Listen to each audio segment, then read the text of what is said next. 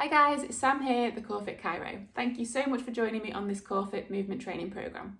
I really hope you have fun learning to move the way that your bodies are designed to move again with me.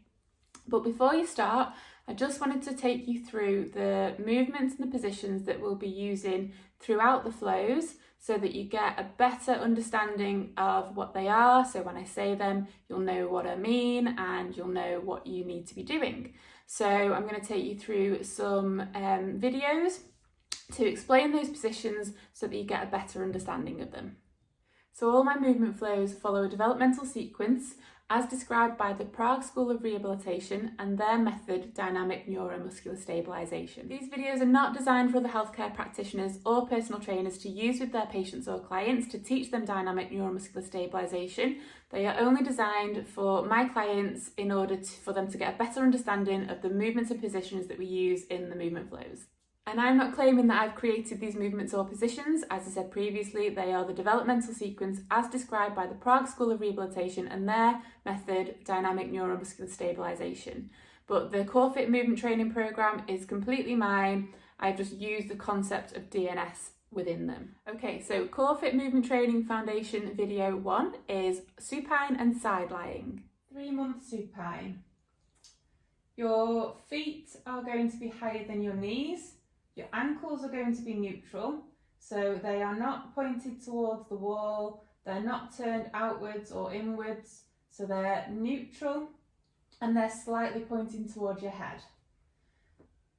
Then your knees are going to be over your hips at 90 degrees. Your knees are going to be wider than the hips, ankles narrower than the knees, and this is creating external rotation and abduction in the hip. Lower back is going to be neutral, pelvis is going to be neutral, so there's no gap between your lower back and the floor, and your ribs and pelvis are in connection. Shoulders neutral, head neutral. 6-month supine. From the 3-month supine, you are going to grab hold of your feet. Your hips are going to be in more flexion than 3-month supine, so we want about 120 degrees of hip flexion. You are going to need to create external rotation and abduction in the hip so that you can get that degree of hip flexion. If you're too narrow, you're not going to be able to get in. If you can't grab hold of your feet, you can get a TheraBand and put it around your feet and hold on to the TheraBand. 5-month rolling. From 3-month supine, point your fingertips towards the ceiling, lift your head slightly, look to the direction you're going to be travelling. We're going to start to roll onto our side, use the top hand as if we're going to grab hold of something. You want to get stacked up on top of your shoulder, stacked up on top of your hip. You want a nice straight spine, so we don't want to be bananaed. Shoulder active, and then we are controlling the movement onto our back and onto our side. What we don't want to do is just flop onto the side, throw ourselves back, and also what we don't want is dissociation of the shoulders and pelvis. So we don't want to go pelvis then shoulders or shoulders then pelvis. Everything wants to move as one. So imagine you've got a Lego body and your shoulders and pelvis are moving at the same time. 5-month side lying. So the rolling pattern leads nicely into the 5-month side lying, and we basically want to make sure that we're stacked up on top of our shoulder. So shoulder isn't pushing forwards, it's not up by the ear. So we're stacked up on here, stacked up on top of the hip. Make sure the spine's nice and straight so we're not bananaing, and that is our 5-month side lying position. From 5-month side lying, we're going to go up into our low oblique sit.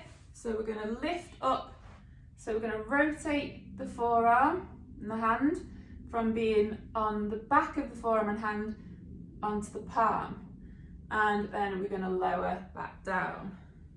So the shoulder stays active again, so what we don't want is for the shoulder to push forwards and up, so we want to keep the shoulder nice and active, and we're going to come up into our low oblique sit. So we're in this mermaid position with our legs, shoulder active, spine nice and straight. So this is our low oblique sit. From low oblique sit, we go into high oblique sit.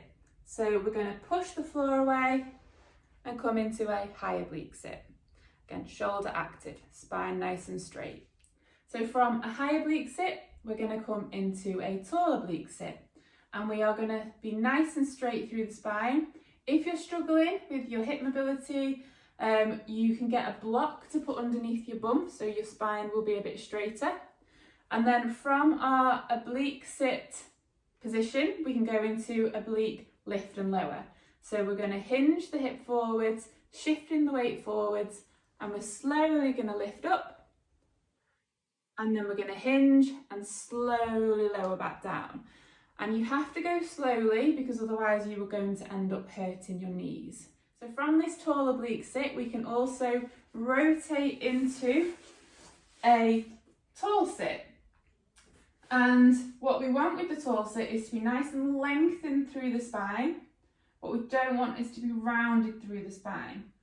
Again, if you're struggling with your hips, you can put yourself up on some blocks or a block to lift your bum off the floor, and that will allow you to get into a taller position. And then you can rotate through into alternating tall oblique sits. But as you're rotating through, make sure that you come into this tall position so you're not rounded through here. Right guys, so that's the end of video 1. I hope you enjoyed it, and I will see you all in video 2.